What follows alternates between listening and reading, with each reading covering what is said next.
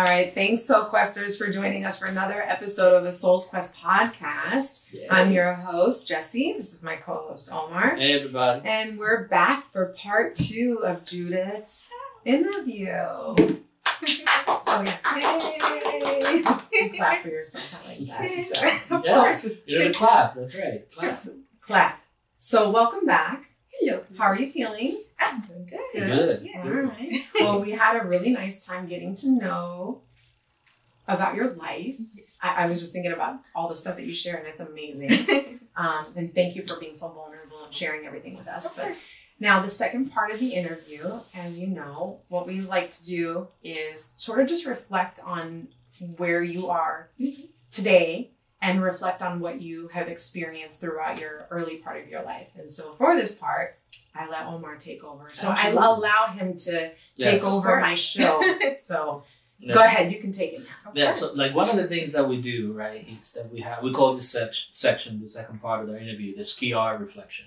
Okay. And Skir is a word, a Latin word that stands for know, which is what has become known to us as we journey through our lives, as we go through our quest, right? So I asked a couple of different questions based on your personal life, your professional life, your spiritual, religious, and existential life. And then we'll talk about death, because that's ultimately the power trip that we'll have in this journey.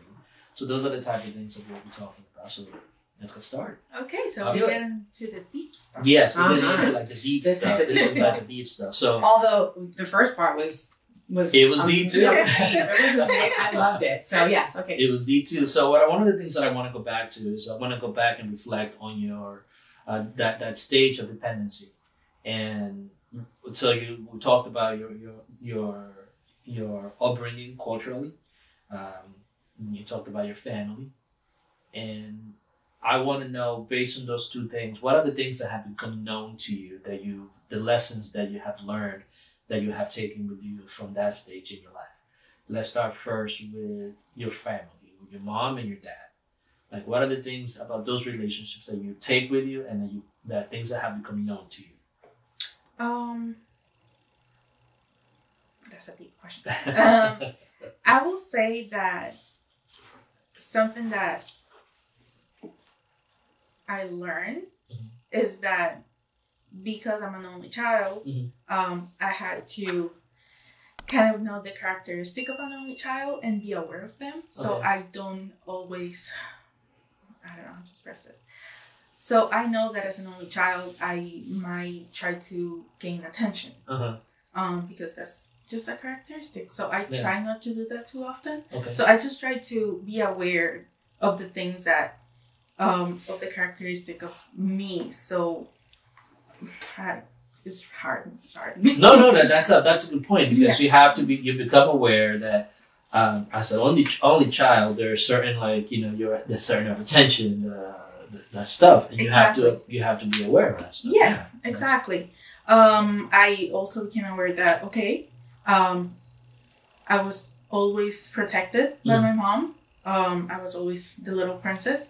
So as I grew up, I was like, okay, so now I'm an adult, so I need to learn to make decisions for myself and deal with the consequences on my own. On your own. Mom, I know that you're there, but I need you to let me suffer my consequences on my own. Okay. That was hard, but we both learned to work around it.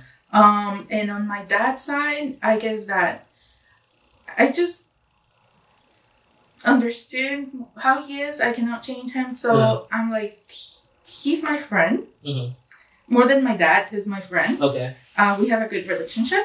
We talk maybe once a month. Oh, okay. Yeah, so we don't talk that often, but he's my dad, and I know where he is. He's right there, so it's okay. You accepted that. Yes, I have accepted that. Yeah. Yes. Do you hold any ill feelings or anything towards him? Or? I do not. Every time that I'm thinking something, I tell him. You tell him? I tell him all the time. And what's his response to that? Well, sometimes he's just shocked of how he talked to him. He's like, I'm your father. I'm like, I know, which is what I'm telling you, because I don't want to keep it inside of me. Yeah. So we learn to treat each other in a respectful way, but at the same time, I don't keep any feelings inside of me. How do you feel? Because again, that's something that a lot of people don't get to do, which is many people tend to hold things in. And one of the things from reflecting and seeing your conversation is something that is consistent in your story, is that you've come to a point in which it's like, I gotta say what I have to say. I can't hold it in. How is that helping you out? So about 2 or 3 years ago, I had an emotional asthma crisis because I was keeping feelings inside of me. Oh, okay. So that was like a shock. I was like, okay, wait. Before I was sharing my feelings, what happened now? So I had to like rediscover what happened, what changed. So then I started to going back to the way I was before. So I tell people how I'm feeling, but I try not to hurt them. Okay. Because you can tell the truth, but you don't have to say it in a painful way. Yeah, correct. So, and I learned that a lot from my mom. Sometimes she is a little painful when she said abrasive. Yes. But I learned to say it. I'm like, okay, I'm gonna tell you something. This is how I'm feeling. Yeah. I don't want to cause you pain, but I have to say how I'm feeling. Exactly. Yeah. So I just learned how to express myself. How to express yourself. What about that awareness that you have of being able to express yourself, having to be bullied, and having to experience that? How has that helped you deal with other people and particularly working with students? And sometimes, a lot of students get dismissed. So how has that helped you become better at what you do right now? I think that it helped me be stronger. So when bad things happen around me, I feel that I'm stronger and I can hold them. Like I can find a solution better. I don't get stuck in just a problem. So all of that kind of like gave me like an open mind and trying to like, you're dealing through something now, but there's always a solution. So let's just work around it. Yeah. So I think that that's how it helped me. Sometimes some of the students, they come to me crying or with a problem. And yes, it might look like the end of the world right now. Yeah. But there is always a solution. Correct. You might don't see it right now. Yeah. But it's there. It's there. Let's just find it. Okay. So, that's good. Like giving people an opportunity to evaluate their situation so that they can come up with a solution for their circumstances. That's what you're what you're saying, right? Yes. Okay. That's good. That's interesting. On another note, let's talk about the things that become known to you about education, right? That just be mentioned that is one of the primary things that your mom instilled in you. And what is it that drives you to continue to educate yourself, both from the standpoint of instruction, learning, getting a degree, but also from the standpoint of bringing these things out of you, which is what I like about education, is that it's more about bringing out what's inside of you to manifest itself in the world. Can you elaborate on that, and why is that so important to you? Because obviously you're continuing to learn about you, but also to expand your knowledge in the field of educational leadership. Yes. Since a little child, education has always been like number one. You have to go to school. You don't have another choice. That wasn't my case. I know that some other people, they don't have those options. They have to work or whatever. But I think that for me, in coming to this country and seeing what going to school does to you, like how many doors it opens, that was mind-blowing. And I was like, I want to do that. Yeah. And it's possible. Like, if you have the means to do it, you can do it. Yeah. So going to school is something that I don't feel that it has an end. We're always learning. Yeah. So even though I'm finishing, I'm starting my master's now, I don't know what else I'm going to do tomorrow. I don't know if I'm going to do a PhD, another master's degree. I don't know. But I'm not close to the possibility, because education is always there. Like, we always have to keep learning. Yeah. Because there's always something new to learn. Yeah. It's true. I'm learning it today, technology-wise, right? Exactly. Well, and it sounds like that's become very, very apparent in your life, even though that was something that you grew up with the idea of, I have to go to school, and it was like it was driven into you. Yeah. It's also something that you've come to understand just with your own experiences, that this is how I'm going to, like, I know that that's your known. I know that this is what's going to get me to the next level, or to where I want to be, or whatever experience that is. So that's interesting, because not a lot of people feel that way. Exactly. And I know by heart that not everyone is meant to go to school. Not everyone has the capability to go to school. I understand that. Right. But if you want to have a future in this country, a successful future, do something. Get a certificate, get a license, just finish something that you can put on your resume, that you finish something. This is what I have. I'm licensed to do this. Right. So that's something that opens a lot of doors, especially in this country. Correct. So education doesn't mean just a master's or a PhD. It's just doing something. Even your high school diploma, that gets you somewhere. Yeah. It does, yeah. And then you're constantly learning, because if you're, let's say you pick a trade, that trade evolves. New technology comes out. New ways of doing business comes out. And you have to constantly learning. If you don't learn that, you're going to always get stuck and be behind. So that's marketable. So you're absolutely right. Yes. And like constantly educating yourself and learning new things, like with this whole experience. I mean, this is new for us. And so, not me, but Omar has done a lot of research and a lot of work on trying new things and whatnot. And that's like educating yourself and learning more things. And he walks away with like, my mind is blown. I'm learning new things, So yeah, that's pretty. Yeah. So the other part that I want to talk to when it comes to your personal life is you have experienced different cultures, right? Yes. You come from a third world country, and we both come from the same place somewhat. You lived in Pennsylvania, experienced somewhat of New York and the metropolitan area. Yes. You moved down to Florida. What has become known to you about experiencing all those different cultures? That something that I have learned is that doesn't matter if we come from the same place, we don't share the same experiences. Okay. What do you mean? What do you mean we don't share the same experience? What do you mean by that? So we both come from the Dominican Republic, but your experience is different than mine. Absolutely, yeah. Even if I meet someone from Mexico, I cannot just assume that this person is going to like spicy food just because it's Mexican.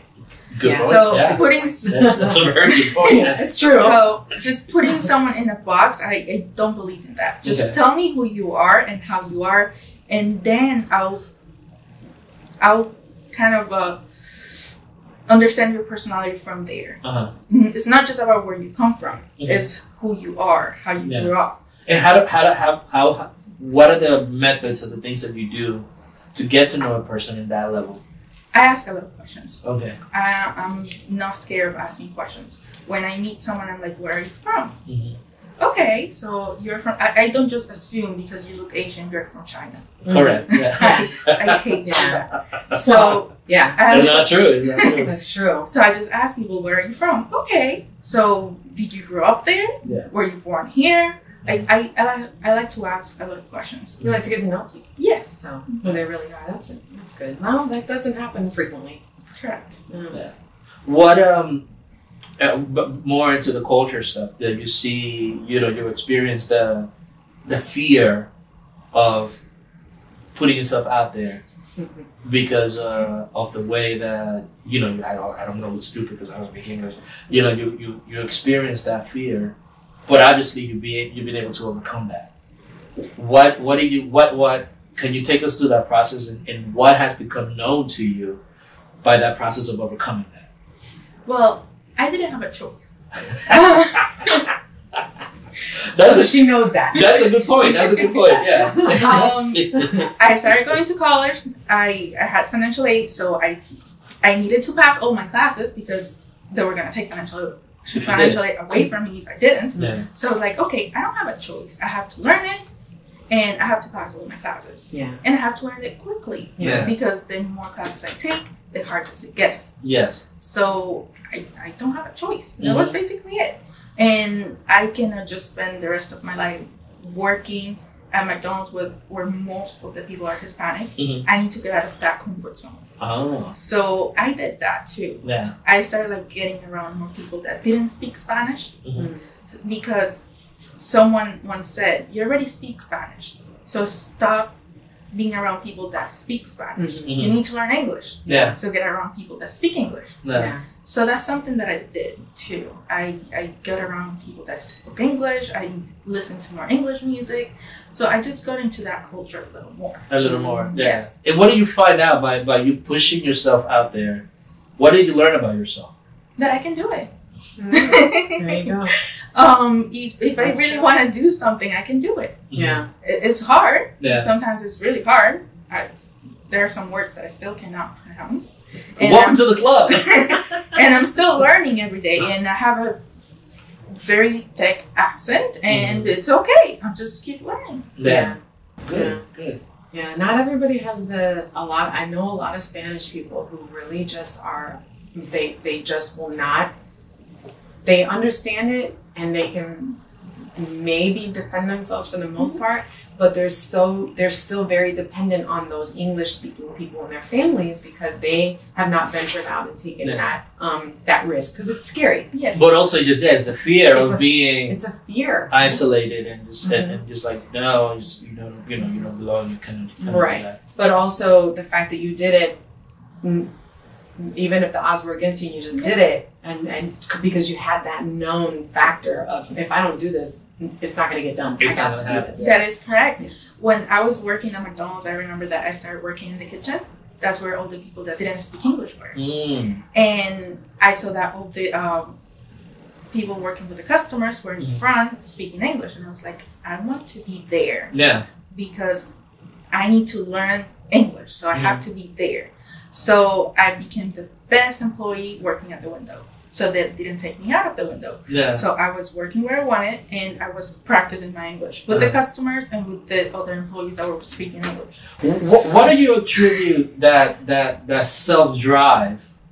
Because there's a I mean, it is an underlying tone in your story. I mean, I know your story, but what do you attribute that fight that this is not enough, I need more, I'm not gonna give up. I'm not gonna settle for this, I want more. Well, this is what I came to this country for. I came to this country to succeed, to have a future, and if I just stop myself and say I'm not gonna do it or I cannot do it, I won't achieve that. Like everything that my mom sacrificed, that I sacrificed, will be for nothing. Yes. So like I said, I don't have a choice. Like going back or just stopping is not an option. I just have to keep going. What would you say to those people that have that fear, that either came to this country and are kind of like settling in, or people that are from this country, that are from here, that really don't take full advantage of the things that you have?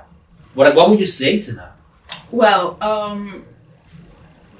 I have known some people that were born here, like Hispanic people, but born here, and I tell them, you don't know of the opportunity that you have or the advantage that you have just to be born in this country. Yeah. Like, this gives you so much advantage because of the language. Just the language Just by itself. the language by itself, yeah. Exactly. Yeah. And I'll just tell them, like, don't give up. Yes, today might be a great day, but tomorrow will be better. Yeah. And you might just throw yourself to a wall, but hey, just dig a little hole and just keep going. Just keep going. Keep going.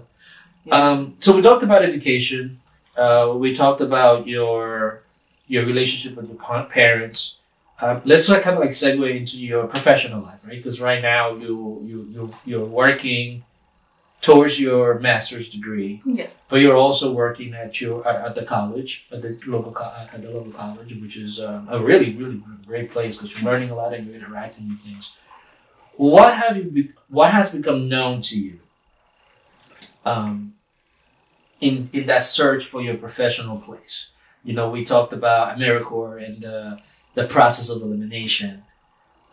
What are some of the things that you've learned along the way in your professional career that has led you to where you are? and what are the things that you know that you need in order to move forward, because you are going to get your you're getting your master's degree, and you have a plan as to where you want to end up professionally. So what has become known to you in that journey? I'm a work in progress.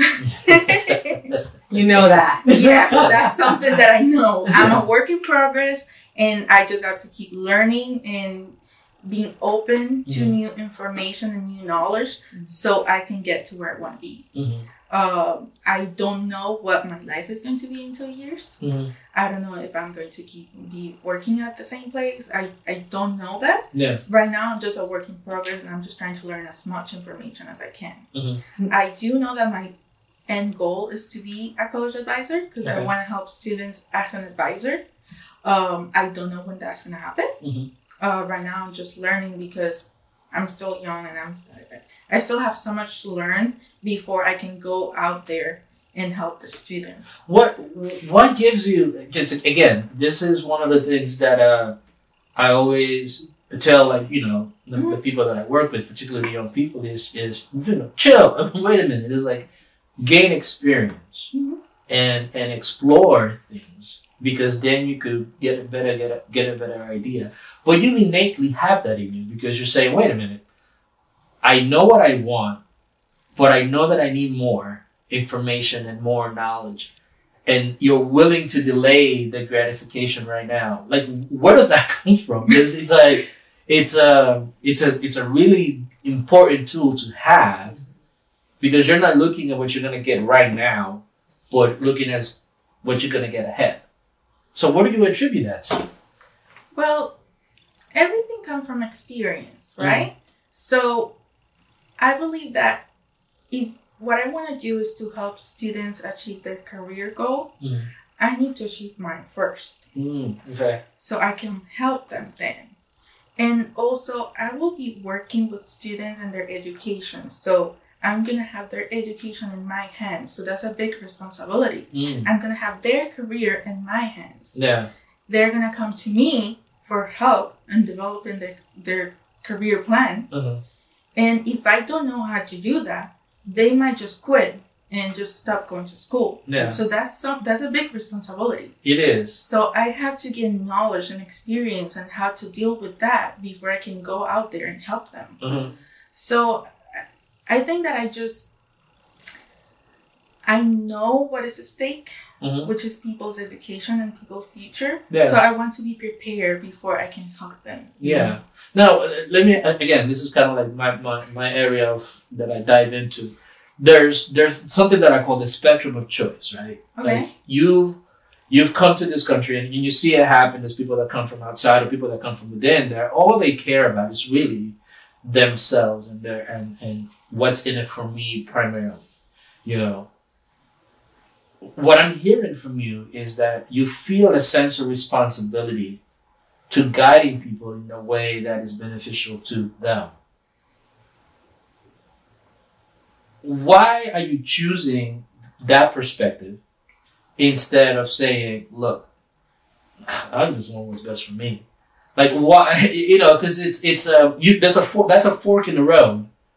And I seen it happen, I seen it happen in our profession, in which a lot of people just concentrate on the way that they look and their own individual self-gain. But you're talking about, I need to get better, not for what I'm going to gain, but because I need to take the responsibility of helping these students. Why that? Why that?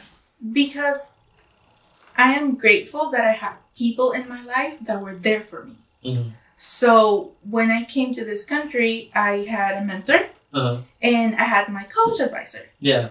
They were my support system. Without them, I'm pretty sure that I was just going to quit. They were there to tell me, you can do this. Yeah.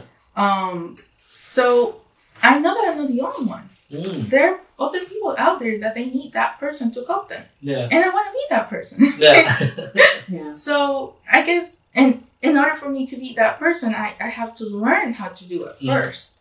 You heard me say this before. Like, I'm one of the most selfish people that you ever met, right? I've mentioned that before. And I always talk in the trainings that we've had. It's like, what's in it for me? It's like, and I say it bluntly, it's like, this shit makes me feel good. Like, this shit makes me feel good. Right? Like, Is that how you feel? Is that like the thing that you? What is it? What's in it for you? Is a bit of the question. That's what enough for me. Like the same thing. Mm-hmm. Helping people makes me happy. Okay. Like when I see a student, oh, I finished my first class and I got an 8. Like that makes me extremely happy. Yeah. So yes, I am selfish. I am, I guess. Yeah. Nothing wrong with that. Nothing wrong with that. Not in this case, no. Now, what about, because I know there's some people out there that are saying, well, I'm about my money and stuff like that. How do you balance that sense of what you want with the reality of living in a world that you have to make sure you stay financially secure, that you have cars so you don't have to take a bus? Like, how do you manage that as a young person? I feel that we all have choices. Mm-hmm. You can either go to a restaurant and pay $50, or you can cook at home if you don't have enough money. Like, that's a sacrifice. I don't want to sacrifice. I want to go and, fuck that. Just kidding. Yes. But that's what somebody is thinking. And that's what a lot of people in your demographic think. If you plan accordingly to your salary and just organize yourself, you can do everything. Mm-hmm. And like I said, in this country, you have all different possibilities. And yes, right now, you could not be making enough money. But if you plan yourself and get the education that you need, and then get the work that you want, you're going to get there. Yeah. So everything is a work in progress. Yeah. Like, we just have to learn how to deal with it. Yeah. One of the things that I've seen with your demographic and your age group, which is Generation Zs, is that idea of wanting to be more self-reliant, and take responsibility for themselves and not really letting other people tell them what to do. Do you feel the same type of way, or is that just a generalization? When I am making big decisions, I do ask the people around me for their opinion, but at the end of the day, it's my choice.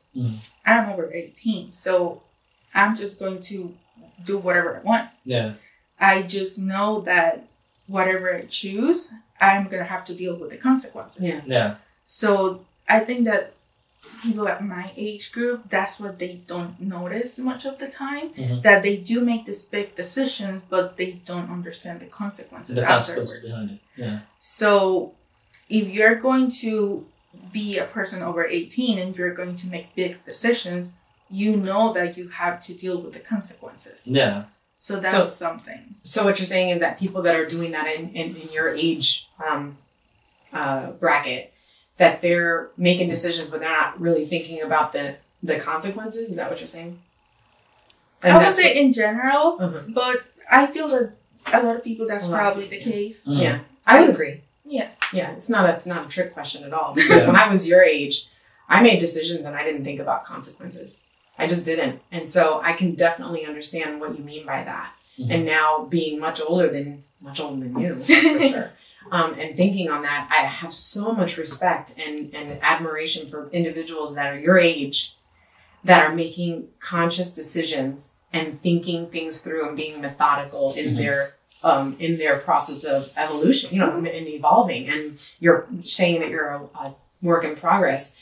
That's part of your quest. You know what I mean? Yes. So that's interesting. And like you said, like when we're kids or teenagers, we make these decisions, but our parents are the ones that deal with the consequences. Yeah.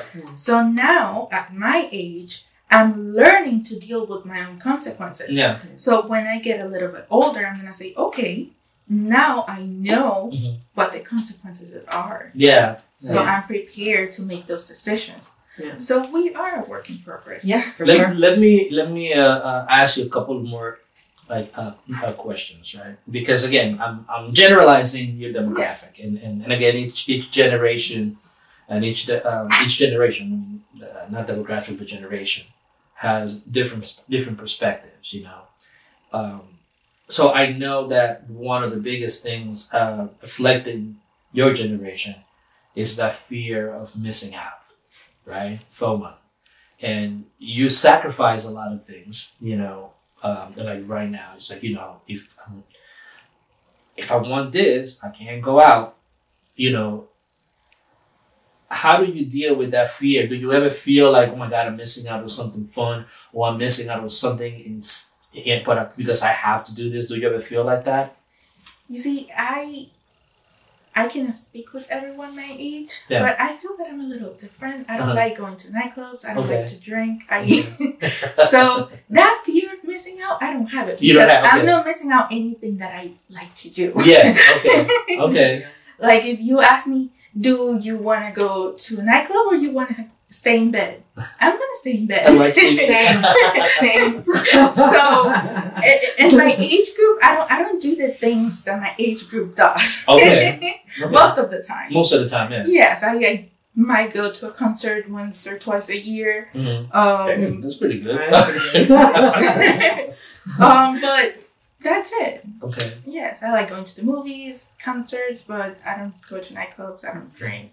Yeah. So Okay, so you don't have that. What about, again, it's like I know that you are very driven in the things that you're doing, but life always has setbacks, right? And I don't want to use the word failure because I don't believe in that. I think that you, like you said, you discover things and you say, well, I enjoyed this experience, or this experience wasn't good, Yeah. so I know that I'm not going to do that. It's not a failure. It's just like, nah, I'm going to go this direction. Yeah. How do you deal with setbacks in the fact that you're so much of a planner and then you are so driven?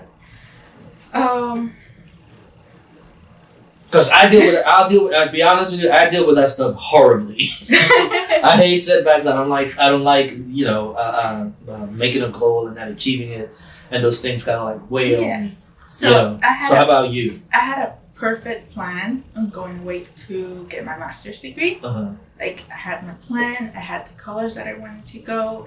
I knew where I wanted to work. Uh-huh. I had my plan. And like I said, pandemic happened. COVID. So that was a huge setback. Uh-huh. I thought about it for a couple of months and then I was like, you know what? Let me find a solution. Mm-hmm. Like, yes, we do have setbacks in life, but we can just find another way. Okay. Like, there are different ways of doing things. Yeah. So you just have to find the right way that's going to work for you. Because Yeah. one way is, like, there's not just one way of doing things. Yes. Yeah. Sometimes that's what people fall into that. Like, Exactly. this is the only way. Exactly. And there's not. Like, Omar does that for me all the time. I'm like doing this one way. And then Omar's like, chill out. And then he does it a different way. And I'm like, whatever. I didn't know. think about that. Yeah. And it's true. I sometimes people just don't think outside. Like you said, you don't like to put things in a box. It's looking outside of the box. Exactly. And when I'm thinking of only one way, that's why I have people around me. I ask for their opinion. Yes, at the end of the day, it's going to be my choice. But then I have other ideas. Yes. Other different options and routes that I can go to. Yeah. So, yes. You already mentioned that professionally where you kind of want to end up. Are there any other objectives professionally and personally that you would like to achieve in the near future?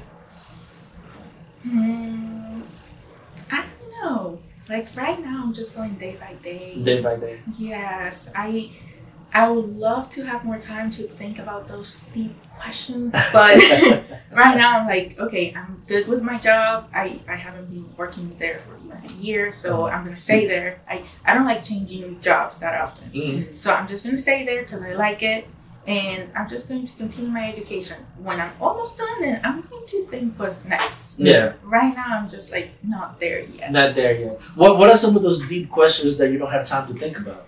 She hasn't thought about it. No, I mean, she says it's like I have some, I have questions.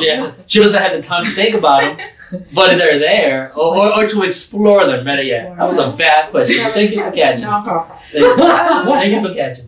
That was good. I got you, boo. So some questions, I guess, do I want to be a college advisor for the rest of my life? Oh, okay. That's something that I just thought about a couple of months ago. Dude, I want to do, that's what I want to do. Yeah.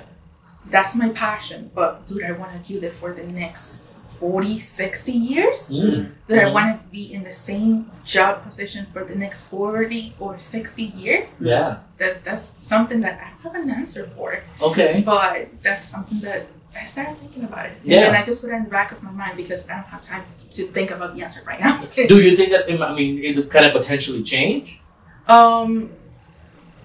The end goal, so the goal is to be an advisor, but the end goal, I don't know what that is yet. Mm-hmm. When I get to that position, I guess that I will get new experience, new knowledge, and that's going to open the door to something new. Yeah.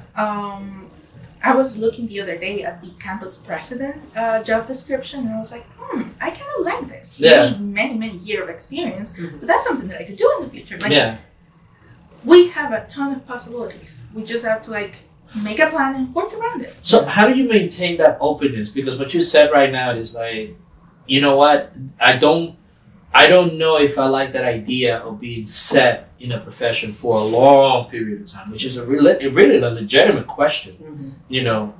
But and then you said that, I don't know, once I'm focused on getting there, and when I get there, I might see something different that I may like and evolve into that. What is your plan to maintain that frame of mind? Because it might change, and you may find something in that area that is like, oh, nobody's doing this? I want to go ahead and do that. And that creates something else. How do you maintain that openness?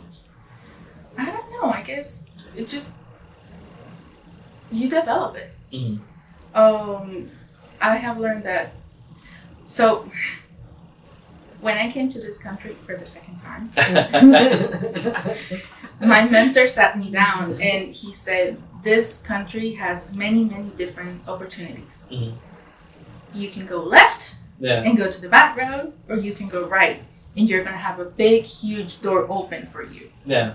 So I think that kind of helped me a little bit, or a lot.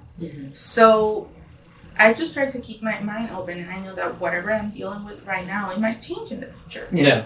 And we're always a work in progress. So whatever I'm doing right now, it's definitely going to change because I'm going to finish my degree. So that's going to change. I'm going to have more time for other things. So I'm going to have time to think about other things. Other stuff. Yeah. So, so it sounds like it's like just a kind of where you are in that moment and what you have on your plate. Like we were talking about that earlier. Like I have this going on, this. I don't have time to think about anything new. Yeah. So then you sort of, I think mentally you close yourself off to being open to possibilities because right now you're doing as much as you can. Yes. But then once some things sort of clear off and whatever, and this is what I was telling Omar, once I get some things off of my plate, then I can start focusing on, okay, what's out there? Yeah. And, so those things will come, but it's like you have to be present. You have to be there. And that's again, that's another level of awareness of being present because you know, okay, once I get there, something else might happen. Yeah. So I have to be open to that. But right now, this is what I'm focused on. And I have my 1-year plan and I have my 5-year plan. But I don't have time for my 10-year plan. So 5 years is pretty good. 5 years is that's pretty good. Yeah. And how do you develop those goal setting practices? Like you help me. It's you. No. It's you. Well, I would say write the shit down. It's like write it down. It's like there's no point. It's like what's the point of a goal if it's not written? Yes. Makes no sense because you need a roadmap. And it's that simple. It's as simple. And this is your interview, not mine. Sorry. What is it for you? He tells you to write it down. So what does that do for you when you're? So for my 1-year plan is more specific. For the 5-year plan, it's not that specific because I'm not. In a year after I accomplish my goals, my 5-year plan might change. Yeah. Yes. Depending on what I end up with my 1-year plan. You know. Yeah. Gotcha. So I guess in 1 year, I'm going to hopefully almost done with my career. And then I can just look up to the next phase. I'm not sure yet. Not sure yet. And that's fine. But in 5 years, I know that I want to be working as a college advisor. In 5 years. In 1 year, I'm not sure. But in 5 years, yes. For sure. So, yes, I guess. One of the things that we really I didn't hear much about in the first part of your interview is the influence of religion. I know that you went to Catholic school. Yes. And that going to Catholic school in the Caribbean is a completely different. It is. I've been through that too. I had that PTSD. But what role does religion have in your life right now, if any?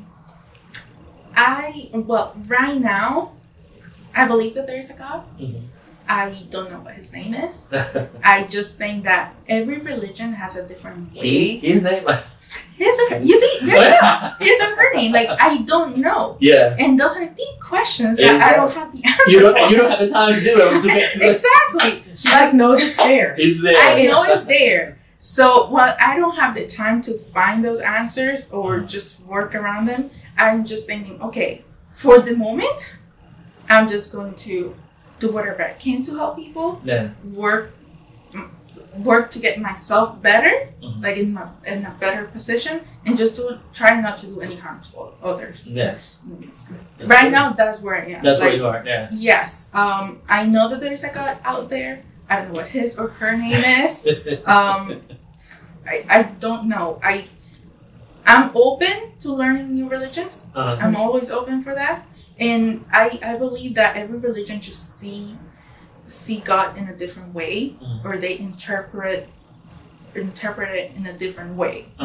And I kind of want to learn a little bit of each one, because I don't agree 100% with the Catholic one. Yeah, yeah. So I just want to learn a little bit more. And I know for sure that I'm not going to agree 100% with one religion. We never are. We never are. Yeah. And that is become to like the final question of this whole thing, right? Because again, you set your objectives, you set targets, you set goals, but there's always this one lingering thing in our existence, which is the inevitability of death, right? And again, it's like it sounds dark, but that's something that is a reality, something that we know, and we don't know when it's going to happen, you know. And I've seen many people, and you see many people that say, well, I'm going to die, so I'm just going to do whatever I want. There's no responsibility and just whatever, right?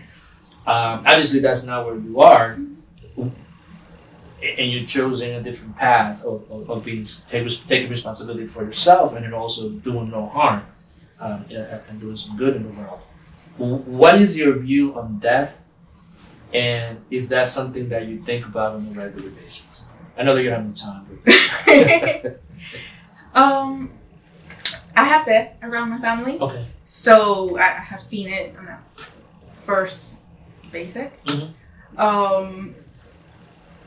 I don't know where we go after we die. That's too deep of a question that there is not an answer for it unless you die. Yeah. Oh, yeah. Exactly. Once you get there, you're like, and then the rest of us won't know. Exactly. Yeah. Okay. So. Heaven or hell, I don't know if they're there, and I will know at some point. But right now, I don't. Yeah. I believe that we came to this world with a mission. I don't know what that mission is, and after we complete it, we'll die. Yeah. Like our existence will end. I guess that's just how I'm thinking. Like my beliefs. I try not to think much about death. I know that it's there. It's inevitable. Yeah. We're all going to get there at some point, but while you're alive, like, do some good. Yeah. Oh, that's a good one. Yeah. Well, why do you think it's important to do good? I mean, because that's a good thing. That's a question that a lot of people, you know, always say, well, you know, if I'm just going to die and nothing really matters and all this stuff, I'm just going to do whatever I want. Why do you think it's important to do good, or at least try to do good? So you can leave something positive in this world. Okay. Like, just bring something positive, because there's so many bad things around. Like, just bring one thing positive, and that's going to make someone else's life better. Yeah. And I guess. So that's good. Because I think a lot of the time we when you're in the process of living, most of us, yourself included, you get so busy and so caught up with work and family and bills and paying this and the IRS, and that you lose sight of what you represent in the world, and what catalyst or what positive things or negative things or how you affect other people. That's what I mean. Yeah. And so when you have that awareness, which you have a heightened level of awareness, in my opinion, especially for a young lady, to know that I'm here. It sounds like you feel grateful that you are here and that you exist and you've had your experiences, that you want to give back in that way is to at least be a positive force for other people. Yeah. And for when people engage with you, that they leave with, oh, she's really a nice person. She was very helpful, or whatever that is, but that's where you're at, that you know that no matter what it is, I just want to be a good person. I want to treat other people right. And also, when you think about the death around you, you don't think about the bad things that they did. You think about the good things that they did. Correct, yeah. And how they make you happy. Yeah. You don't think about, oh, this person made me angry, but now he's dead. Yeah. You just think about the positive stuff. Yeah. Like, if they meant something to you. Yeah, exactly. The man is like, man, I wish I would have said this. I wish I would have done this. I wish I was there more often. Yeah. Like, that's kind of like that's the remorse that people feel. Yeah, it's not like, oh my God, this person did this, is that. Well, very seldom do they thank God he needed to die or she needed to die. You think good things about them. Most of the time, yeah. And there's very few exceptions of people that think like that, serial killers, mass murderers, people of that nature. Yes. But for the most part, the people that we interact with on a regular basis, most of it is remorse for not saying the things that we really wanted to say. Yeah, definitely. Yeah. That's so that's very interesting. Yeah. Mm-hmm. Well, I now that we're coming to the conclusion of it all, is I want to thank you so much for being so candid and being so open. Very open. I obviously we'd always want to stay in touch. So I'm looking forward to watch your quest from far. I wish you all the luck and success. Not luck. We hope not too far. Not too far, but we definitely would love to have you back after you accomplish these things. And I say accomplish because it's we will. Yeah, we will. And we'll definitely continue to be in touch. Yeah, definitely. So thank you so much for being here. Greatly appreciate it.